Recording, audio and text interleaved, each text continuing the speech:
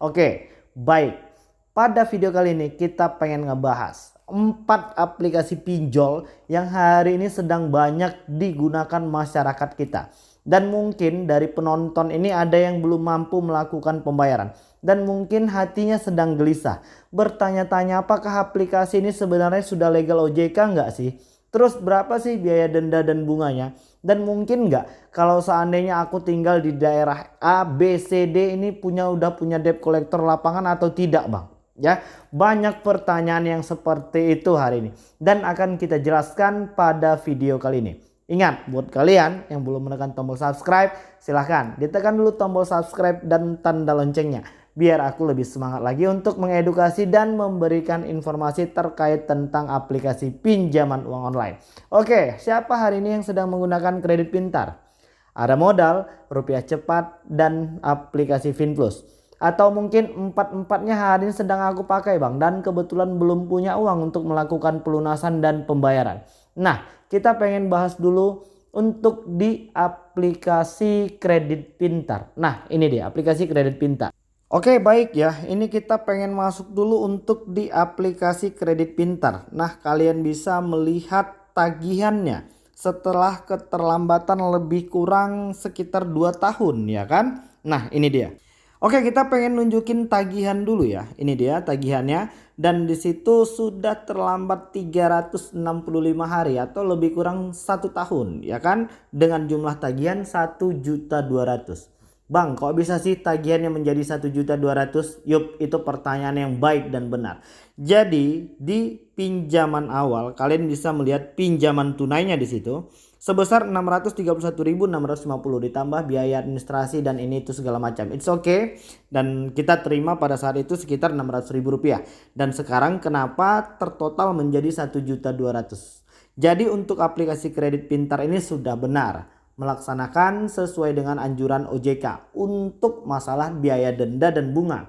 Ya, untuk masalah biaya denda dan bunga untuk di semua aplikasi pinjol legal OJK itu tidak boleh melebihi dari 100% jumlah pinjaman pokok di awal. Nah, itu untuk di aplikasi kredit pintar. Nah, kita pengen ngecek apakah aplikasi ini sudah legal OJK atau tidak. Yuk kita cek bersama-sama. Ini dia. Kalian bisa melihat nomor dan nama sistem elektroniknya.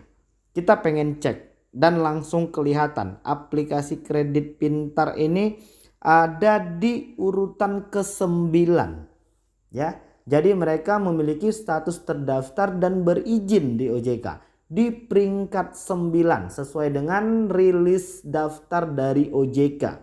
Kredit pintar ada di urutan ke-9.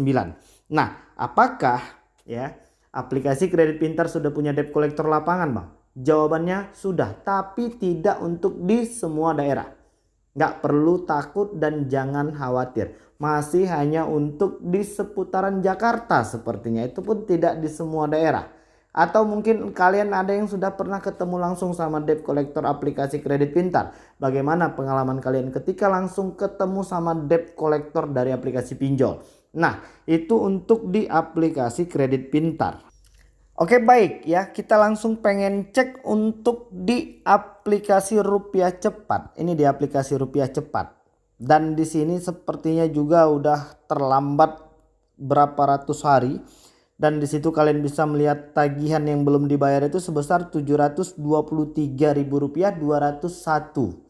Jadi bang, itu jumlahnya kok bisa seperti itu? Iya, karena kemarin kita dapat pinjamannya ini sebesar sekitar 350 apa 360 ya sekitaran segitu ya. Jadi artinya ini masih wajar sesuai dengan anjuran OJK.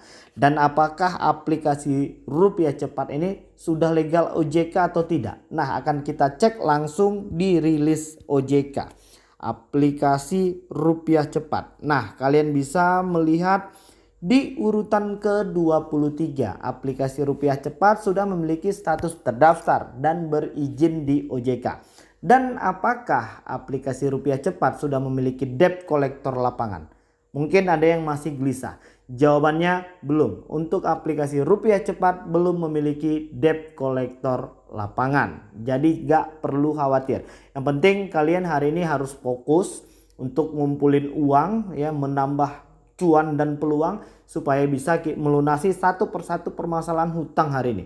Oke, lanjut. Baik ya, kita pengen ngebahas untuk di aplikasi Ada Modal. Kalian bisa melihat tagihan di aplikasi Ada Modal ini, ya kan?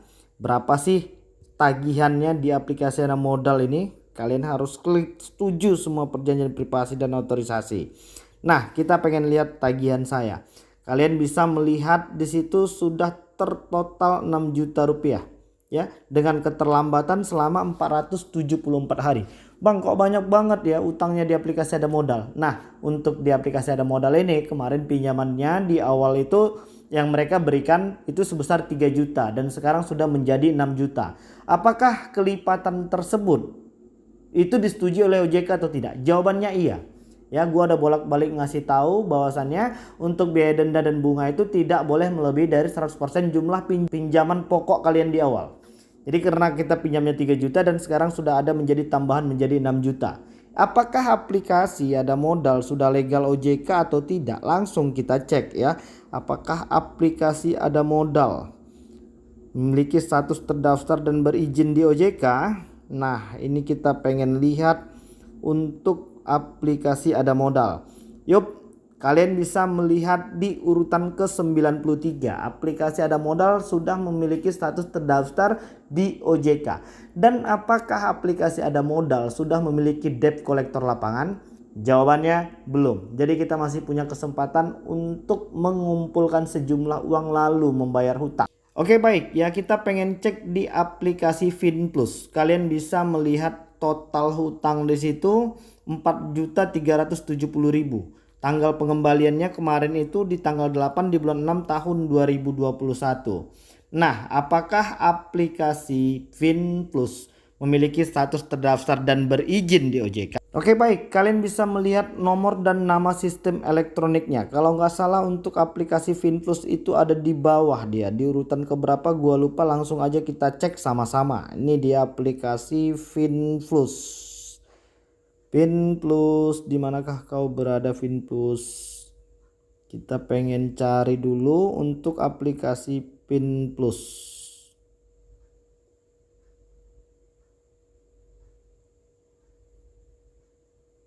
Nah, kalian bisa melihat di urutan ke-38 di bawah aplikasi Pinjam Yuk di antara Uangme.